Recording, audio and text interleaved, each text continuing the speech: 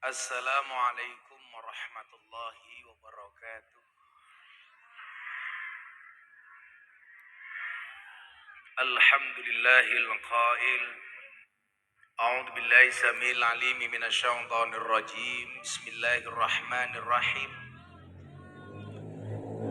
Yu'til hikmata man yasha wa may yu'tal hikmata faqad utiya khairan katsira wa ma yadzakkaru illa ulul albab.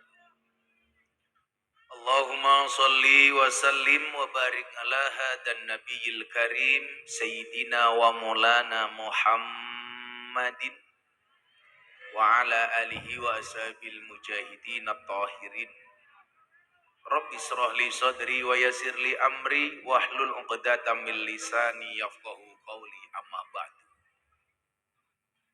Hadratal muhtaramin, para masyayikh, para kiai, para habaib, para ulama, tokoh agama, tokoh masyarakat, wabil khusus pendakwah kita malam hari ini Gus Imam Syajarah bin Kiai Hadi,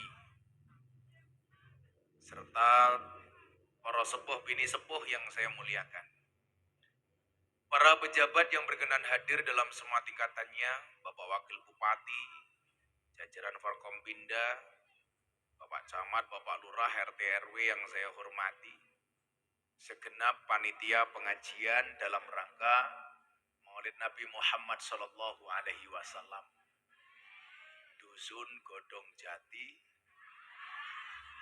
Ndonganti, Desa Banjirejo, apa? Plandirejo, Plandirejo, Kecamatan apa? Pelumpang, yang saya banggakan. Bapak Ibu kaum muslimin wal muslimat, warga masyarakat Tuban rahimakumullah. Beli gorengan bakule perawan, perawane ayu bokonge lemu. Hai orang Tuban yang cantik dan tampan, izinkan aku mengucapkan I love you.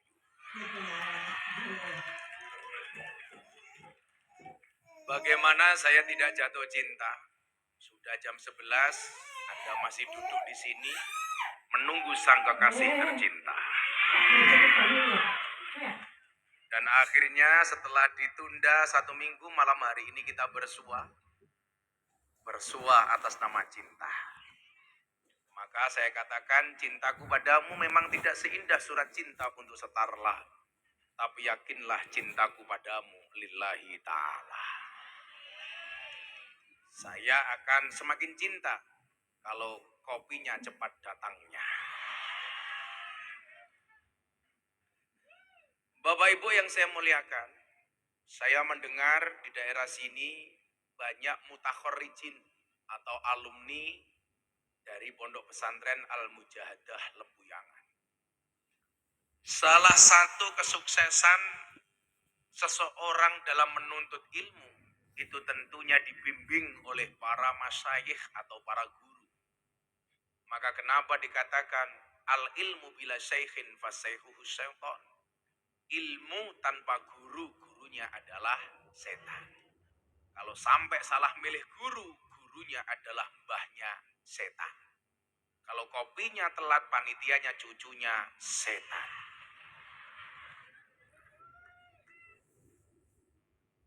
Salah satu perintah kewajiban mengikuti guru atau menanyakan segala sesuatunya kepada guru, tentunya firman Allah, fas'alu ahla dzikri in kuntum la ta'lam. Bertanyalah kepada ahli dzikir ketika kamu tidak mengetahui sebuah persoalan. Makanya orang-orang dahulu kalau punya persoalan itu sowannya kepada kiai, minta didoakan, minta dinasihati. Beda kalau orang sekarang ketemu kiai, tidak minta didoakan, tidak minta dinasihati, tapi minta barokah selfie. Kenapa? Karena kiainya ganteng sekali. Walaupun belum ada kopi.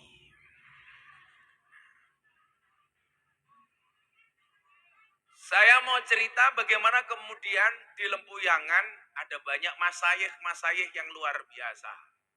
Salah satunya adalah pengasuh pondok pesantren atau pendiri pondok pesantren Al-Mujahadah, Simbah Kiai Ahmad Dardiri, yang merupakan adik kandung dari Bahadi. Abah Hadi itu bapaknya Gus Jaroh, punya adik namanya Mbah Dardiri. Nah, saya mau cerita Bapak Ibu. Betapa kemudian kiai-kiai Nahdlatul Ulama itu luar biasa. Satu ketika Mbah Dardiri tidur di ruang tamu.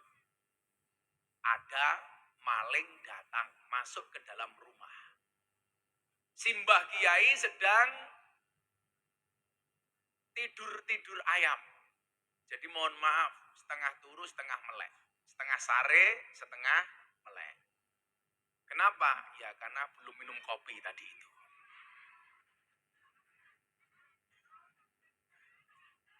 Saya pikir saya datang malam sudah telat, ternyata lebih telat kopinya. Dan akhirnya datang juga. Setelah ditunggu lama ternyata cangkirnya kecil banget. Ini menandakan panitianya kecil anggarannya. Rambutnya gondrong jadi. Cangkirnya yo melu salaman barang yo ngopo. Lagi yo aneh meneh tegane siji sedotane sakmene mbane iki. Goblok iki.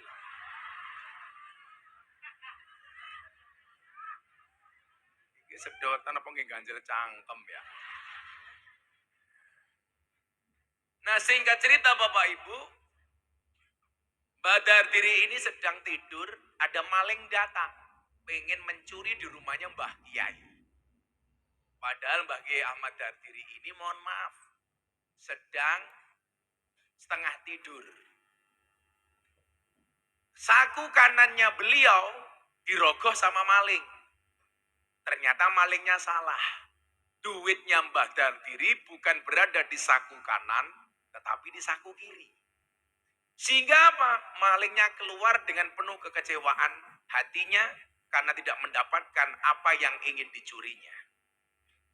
Begitu malingnya pulang keluar dari rumah, dipanggil sama Mbah Kiai.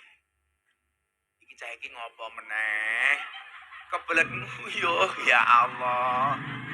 Iki sing nguyuh putune apa mbahne?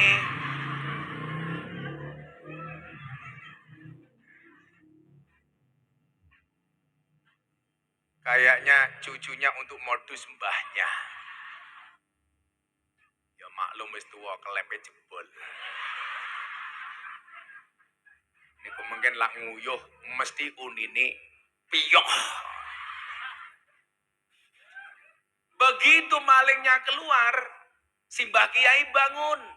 Malingnya dipanggil. Maling, salah. Duitnya ning kene iki lho. Kemudian apa yang terjadi? Malingnya dipanggil, justru dikasih uang oleh Mbah Kiai. Ketika Mbah Kiai ditanya, Mbah Kiai kok malah dikasih uang, kenapa malingnya? Kasihan kalau sampai malingnya pulang dengan penuh kekecewaan. Ini Kiai. Beda dengan Bapak Ibu masyarakat Pelandirejo. Ono Kiai munggah panggung nganggo kacamata, pakai tongkat, pakai blangkon. Langsung dirasani, wow, si buta dari gua hantu.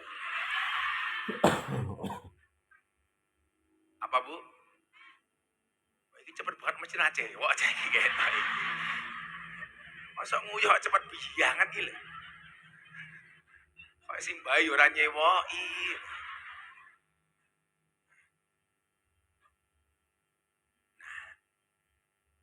Artinya apa?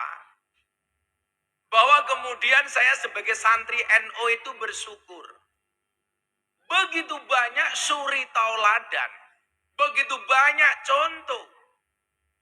Akhlak Nabi Muhammad SAW yang kita tidak bisa melihatnya secara langsung itu dilakukan oleh Nabi, tapi dilakukan oleh ulama dan kiai yang merupakan pewaris para Nabi. Sehingga kemudian apa? Senantiasa keimanan, keislaman kita bisa terjaga. Kenapa? Karena begitu banyaknya al-ulama alladzina hum warasatul anbiya. Maka ketika Imam Al-Ghazali mengatakan tentang berbicara tentang nasab, syarafun nasabi min salasi jihatin. Nasab itu bisa dilihat dari 3 sisi. Yang pertama, kita kok meneh yo ngopo cah iki. Kowe ngopo meneh, Kak?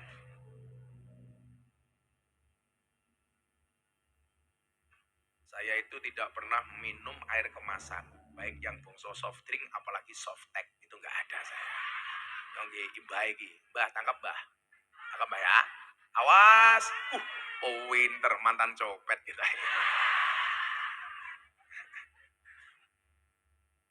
Kenapa saya kasih yang kurus? Karena sampingnya gemuknya. Ya Allah. Yang kita hadrohnya. Baik copet. Maka Bapak Ibu yang saya muliakan. Disinilah kemudian saya bangga jadi santri NU. Karena sebagaimana namanya Nahdlatul perkumpulan. Dan ini bukan sembarang perkumpulan. Tapi perkumpulan para ulama dan kiai. Begitu banyak suri tauladan, akhlaknya Nabi yang kita terlalu jauh dengan Nabi. Kenapa? Karena terlalu banyaknya kemaksiatan dan dosa yang kita lakukan. Ternyata apa? Allah menjembatani kita dari Nabi dengan wasilah para kiai. Sehingga apa? Risalah yang dibawa oleh Nabi Muhammad bisa terjaga sampai kita atas jasa para ulama dan kiai. Saya punya banyak sekian cerita bagaimana kemudian kiai-kiai kita menunjukkan akhlaknya yang luar biasa. Bukankah Islam itu hadir dengan 2 risalah? Yang pertama adalah rahmat, yang kedua adalah akhlak. Wa ma arsalnaka illa rahmatan lil alamin, innama bu'istul utammima makarimal akhlak. Di Imogiri, Jogja bagian selatan, itu ada wali Allah namanya Mbah Marzuki. Tapi mohon maaf, kita bisa mengatakan orang itu wali karena masyhur, guru-guru kita mengatakan itu wali. Beda dengan zaman sekarang. Baru viral di TikTok sudah disebut wali. Contohnya Joko Kendil. Baru terkenal viral di TikTok gara-gara kemana-mana keliling Jawa jalan katanya naik macan putih. Sudah dikatakan wali.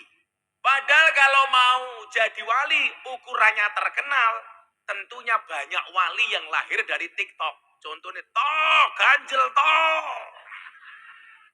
atau yang paling baru, begitu sulit, lupakan silit.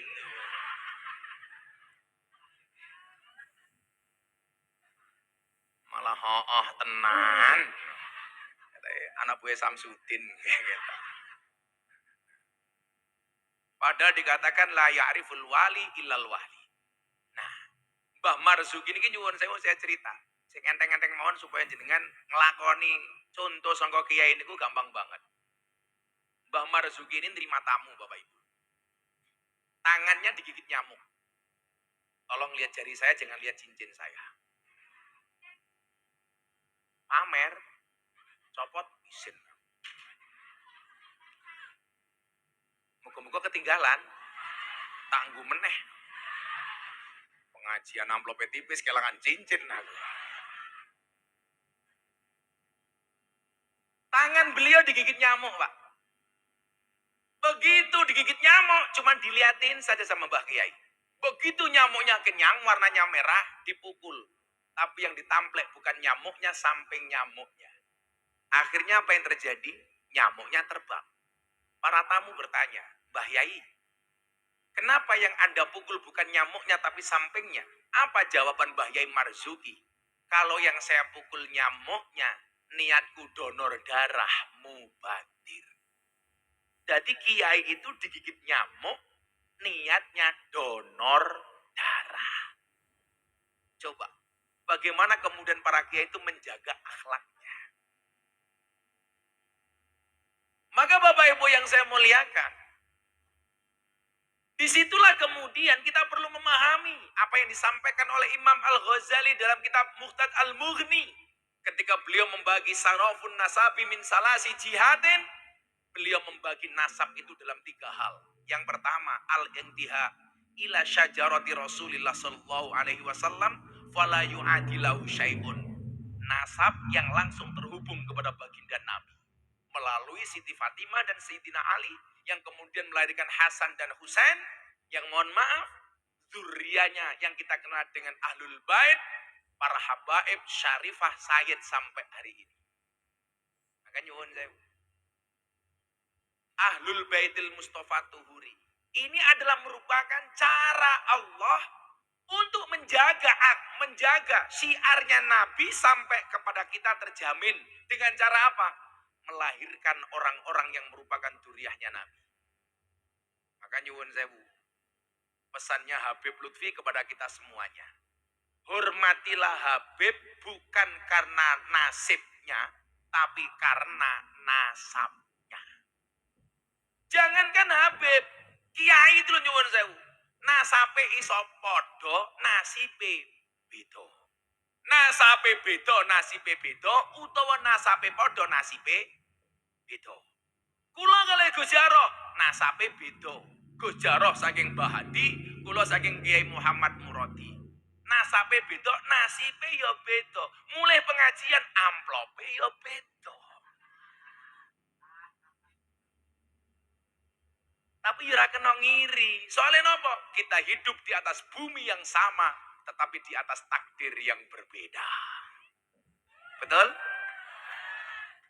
Gus Jarot iso nyonto ngaji kula, tapi ingat, strategi bisa dikopi, rezeki nggak bisa dipaste. Jenengan santai mawon, jangan pernah meragukan masa depanmu. Kenapa? Karena masa depan itu seperti sekumpulan tempe, artinya nggak ada yang tahu. Lemune. Sawah kok weteng kabeh to yo.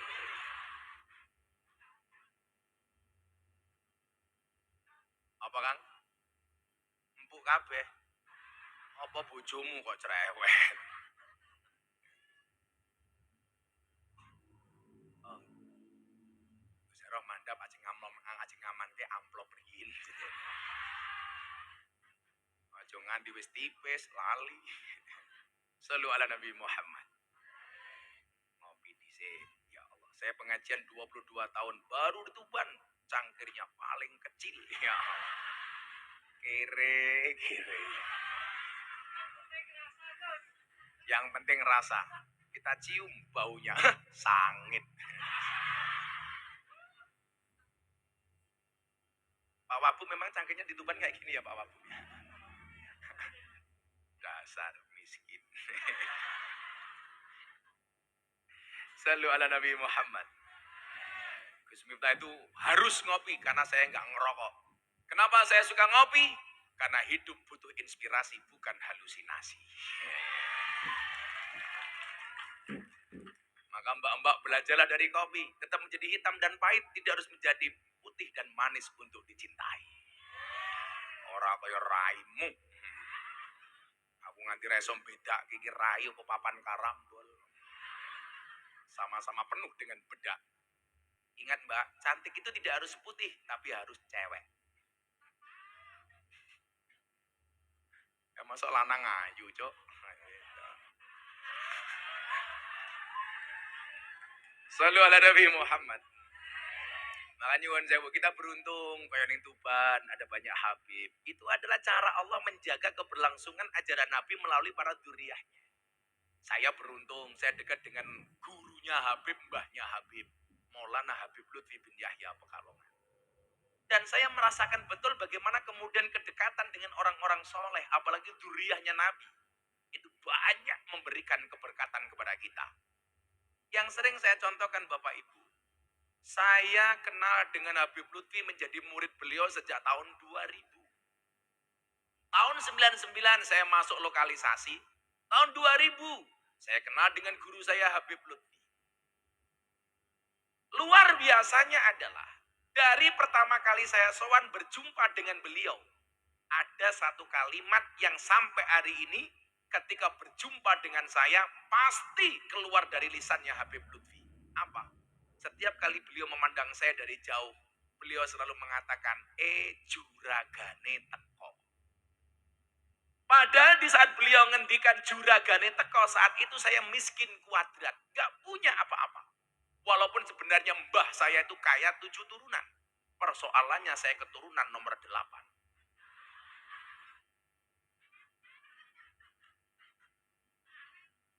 Wes hilang duitnya. Tapi apa? Saya meyakini bahwa kemudian kalimat yang keluar dari mulut lisannya orang soleh itu adalah doa. Maka Imam Asy-Syafi'i, beliau memerintahkan kepada kita untuk senantiasa menjaga kecintaan kita kepada orang-orang soleh. Imam Syafi'i mengatakan, uhibbus sholihin, saya mencintai orang soleh. Walastu minhum, walaupun saya bukan merupakan bagian dari orang soleh. Makanya nyuwun sewu, kalau Anda merasa tidak soleh, cintailah orang soleh. Kalau Anda merasa salah, maka banyaklah bergaulah dengan orang soleh. Alaikum bimujalasatil ulama. Untuk apa tujuannya? La'alli an anala bihim syafa'ah. Supaya saya mendapatkan pertolongan dan kebaikan dari orang soleh. Buktinya apa? Saya miskin dipanggil juragan sama Habib Lutfi. Sampai hari ini. Tahun 2006-2007. Di saat saya diuji oleh Allah dengan kemiskinan dan kemelaratan. Saat itu Bapak Ibu, saya diuji. Anak saya susunya habis. Saya punya uang 50.000. Pilihannya 2. Uang ini untuk beli susu anak saya. Atau saya sowan ke Pekalongan ngaji sama guru saya untuk salam tempel. Karena saya punya kebiasaan kalau ketemu kiai-kiai saya, guru-guru saya pasti punya salam tempel. Walaupun apa adanya. Bahkan tidak jarang saya hutang untuk ketemu guru saya untuk salam tempel. Akhirnya saya bilang sama istri saya, Beb, sorry ya, saya tipe suami yang setia. Karena saya punya prinsip, lelaki yang hebat bukan lelaki yang mencintai banyak wanita, tetapi mencintai satu wanita dengan banyak cara.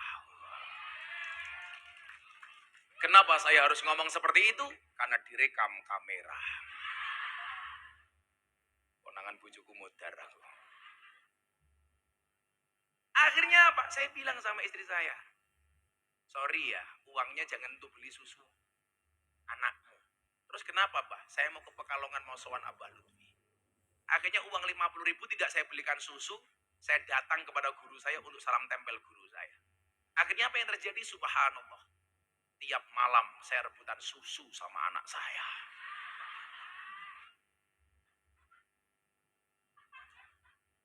Untungnya saya orang yang ngalah. Isinya untuk anak saya cukup kemasannya saja.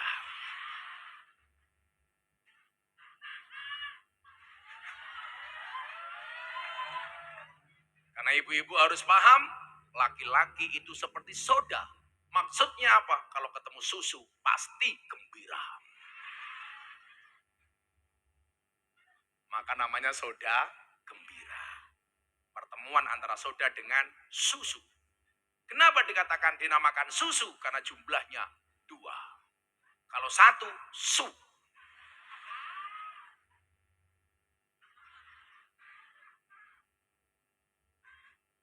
Kok kamu malu-malu lihat aku? Apakah kamu nafsu dengan aku? Sing paling nyantai pengajian ini simbai gitu, sing ngarepnya Allah. Lungguh ning ngarepe kiai tungkae slonjor iki. Orang rumangsane tungkae meletek-meletek.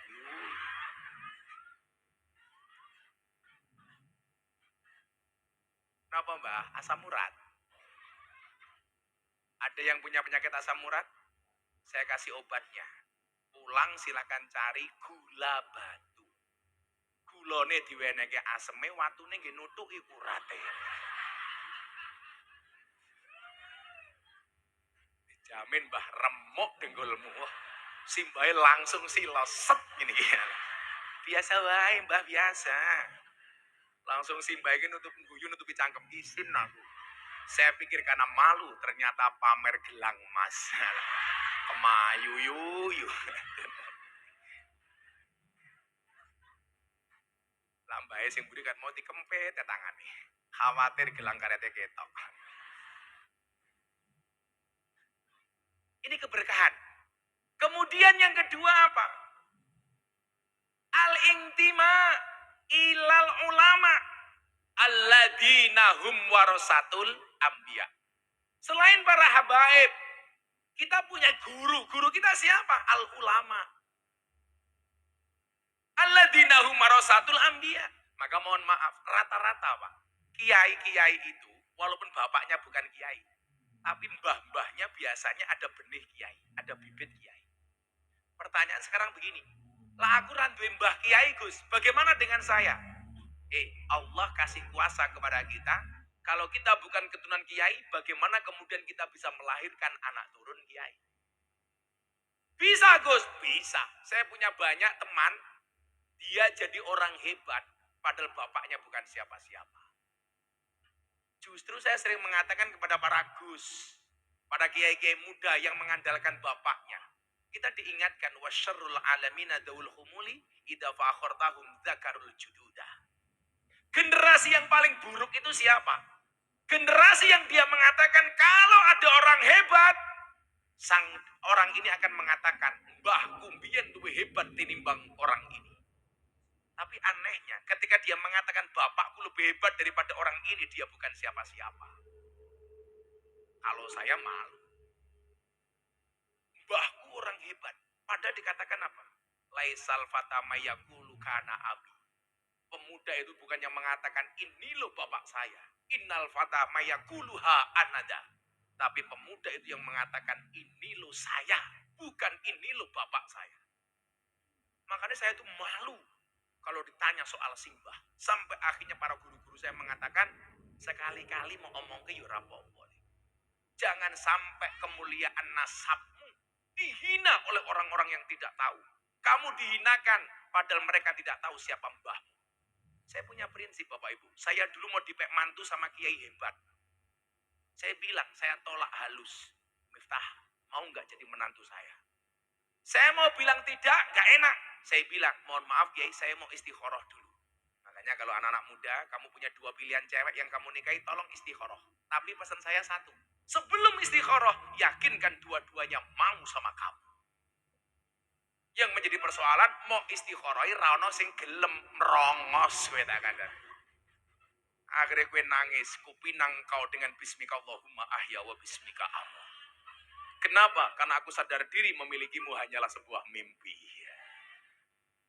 Kok sampai cintamu ditolak? Pakai kuatnya Gus Miftah.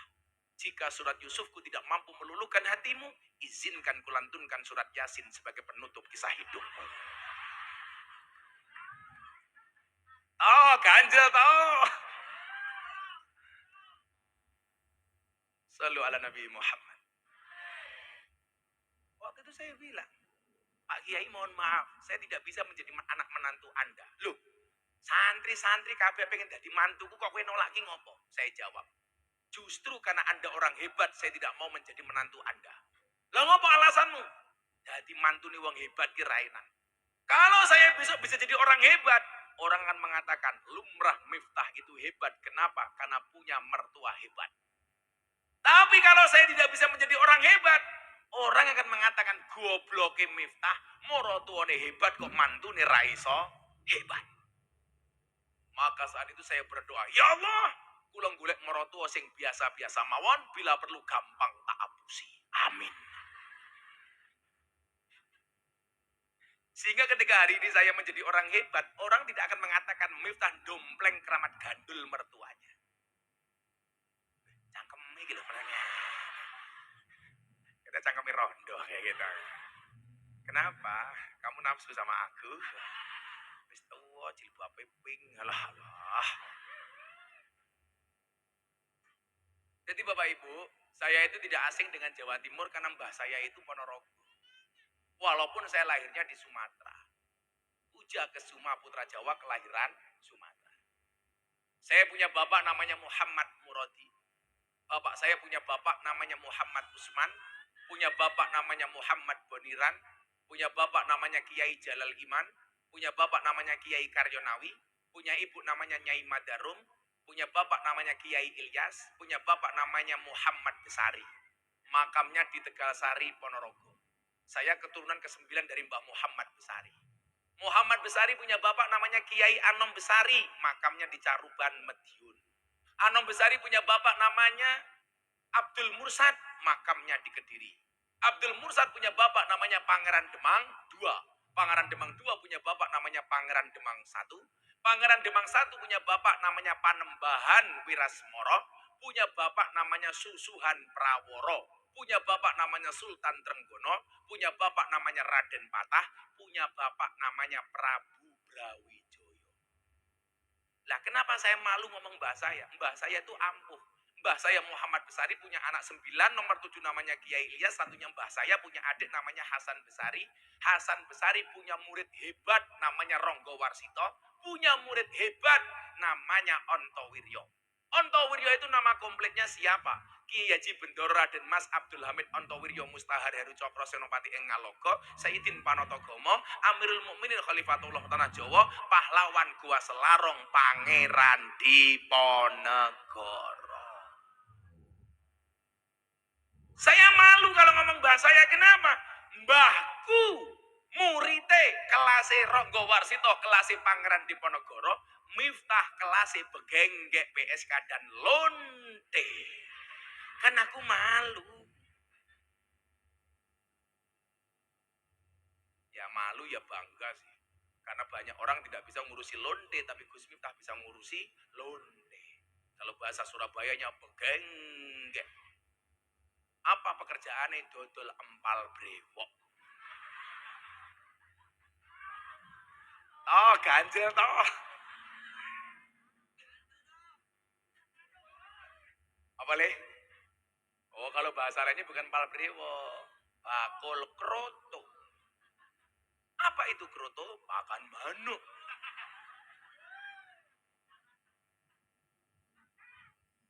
Bila menggedalu ibu-ibu kontur ketemu suami di kamar, katakan dengan lemah lembut kalimatmu, Mas, krotone pun siap.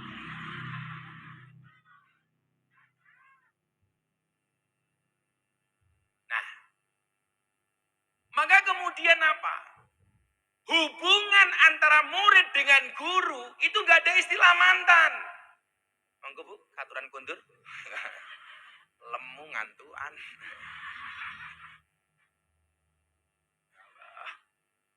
Ngising kok berjamaah. Kok panas ya? Aku nembe pengajian yang kini rono kipas angin nih.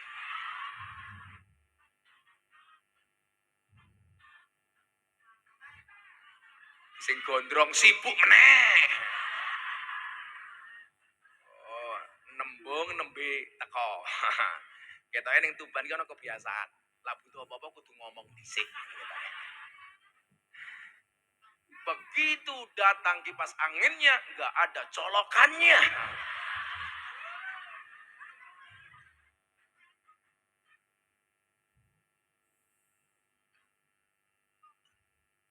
Oh, ganjel toh.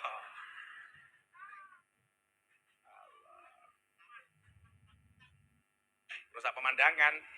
Raimu ya rusak kok. Yura cedak-cedak toh, masuk angin. Anak buah Pak Wakil Bupati lho, aneh-aneh. Cilikno, Cuk. Ora.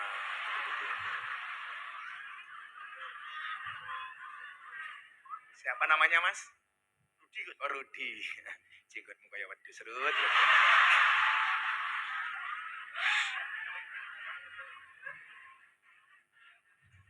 Sallu ala Nabi Muhammad.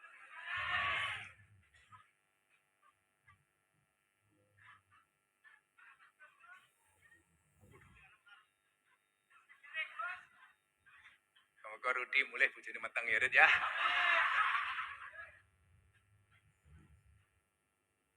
Maka Bapak Ibu yang saya muliakan, jenengan itu kudune beruntung tinggal di sebuah lingkungan di daerah Jawa Timur, khususnya Kabupaten Tuban, yang Allah anugerahkan wali. Makanya dulu pernah ada bahasa begini, Tuba liman dakhala Tuban. Beruntunglah bagi orang yang pernah masuk kota Tuban. Ini mengingatkan kita apa? Bahwa membangun circle umat yang baik itu harus dimulai dari lingkungan yang baik.